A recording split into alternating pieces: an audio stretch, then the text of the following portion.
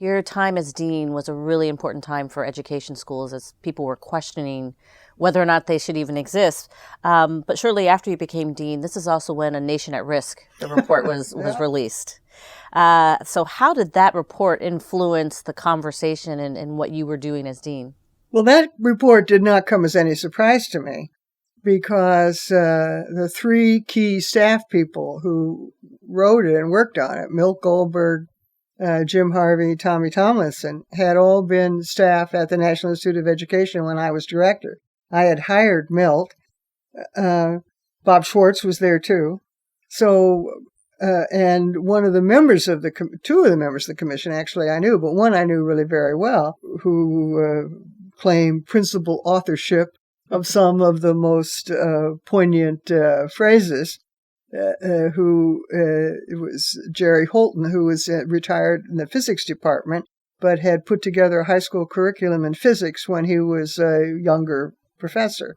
So I think it was a shock to certainly to Jerry and for sure to Milt Goldberg that the report became so significant. They'd all like to think that they're working on a national report and it will be significant, but most of the time you work on a national report, it does not become significant. And this just hit at the right moment. And, the rhetoric was a little over the top on occasion, but of course that's sometimes what you need. Right. And it basically was not wildly false. The recognition that we needed to educate well a higher fraction of our population than we had educated was very important because we had often thought that, poor people don't need much of an education. Girls don't need much of an education.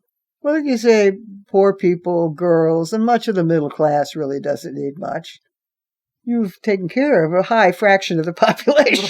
Right. And the thought had always been that Americans were ingenious and they could be bright, but those were qualities that didn't really need to be nurtured by a serious education.